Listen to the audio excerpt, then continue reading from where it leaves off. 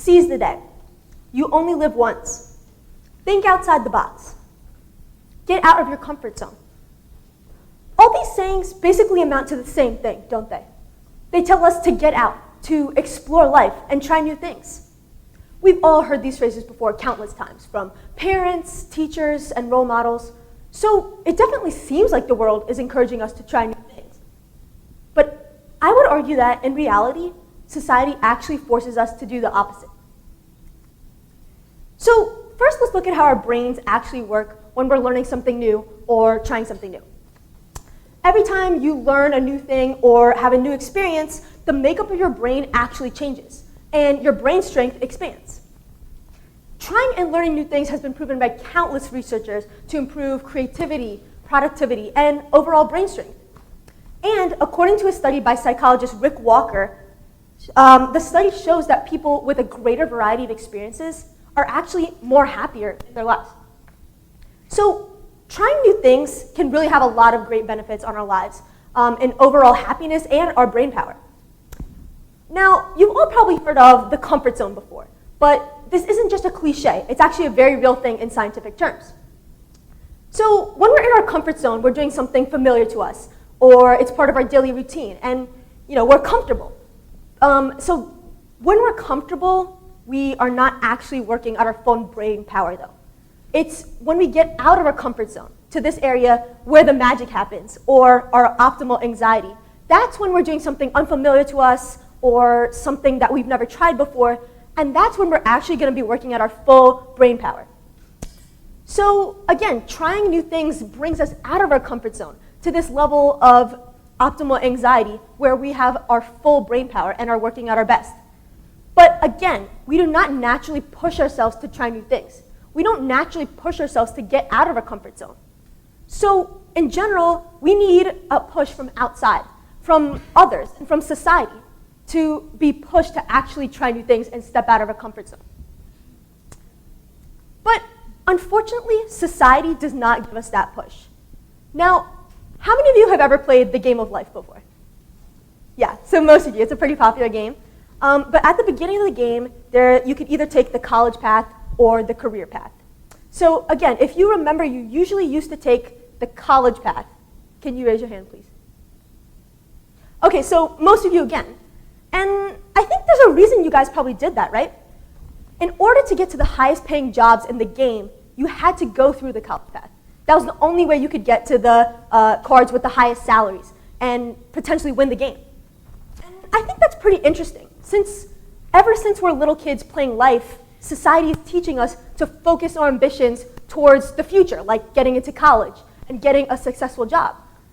So we're always constantly looking towards the future. And I think this constant drive towards the future, Mr. Chen, can you flip this slide? Cool. I think this constant drive towards the future is especially reflected in the education system. So the school systems today focus almost entirely on just pushing students on to college and their future. Everyone who's ever gone to school before knows that grades are the center of the school system. Basically, the whole class revolves around the grading system. According to a study by researchers at Stanford University, a majority of students across America focus only on getting good grades instead of actually learning the material. And I think that's kind of counterintuitive to the whole idea of education, right? Like, are students really given the maximum opportunities to learn new things and try different experiences? I, for one, have definitely wished that I had more opportunity to try new things in my high school experience. I'm one of those people who I love trying new things. And I'm not just saying that. I always love trying something new or exploring a new interest or just learning something I didn't know before. So when I was in middle school, what I wanted for my high school experience was to be in like 50 different clubs and do sports and maybe try like graphic design and art and theater. And I started pursuing those interests in middle school, but I didn't really have as much exposure to it. So I thought, once I get to high school, I would have a really good chance to pursue those interests and really continue it on to the future. But what I found in high school is that instead of really being able to increase my interests, I've actually had to cut down on the extracurriculars that I do. And a school gets in the way, so I've had to cut down on the things I do outside of that. And I don't think my experience is really unusual to the typical high schooler. I asked students in my English class how they feel about their ability to try new things in their class selection system. Well, 60% of the class said they felt they have not been able to try new things very regularly in their class selection system. In high schools across America, students are forced to take certain classes like science, math, history, and English. And besides all these graduation requirements they have to fulfill, there's not much time or flexibility left over for them to actually explore different interests that they really want to do. There's not much room for individuality in this rigid class selection system. So it's very hard for people to try new things. And in fact, many colleges and college counselors today tell their students to focus on just one or two of their passions in high school, instead of exploring a lot of different interests. So in reality, society is not teaching us to try new things and move forward and try different interests. It's actually forcing us to narrow our focus to just a few different passions or subjects. But how can you even find your passion if you're not given the opportunity to explore at an early age? How can we take advantage of the benefits of trying new things when schools constantly force us to avoid stepping out of our comfort zone? In the future, I don't want schools to continue limiting students' scope of knowledge and their variety of interests. I think as the future unfolds, we can take gradual steps to eventually, slowly transform the entire education system so that students always have an opportunity to try new things and do things that are interesting to them. So my short-term goals first. In the next 5 to 10 years, eventually I hope to transform the entire education system. But first, in the next 5 to 10 years, I hope to initially transform the way the class selection system works. To me, the class selection system itself is probably the biggest example of how schools support staying within the comfort zone. Most schools have this whole depth, not breadth philosophy. They encourage students to focus on a few different subjects rather than exploring many, many different interests. So I think if we expand the class selection system to include more different options for classes that they can take, unique classes, we can encourage students to try things they never would have tried before and increase their horizons or expand their horizons.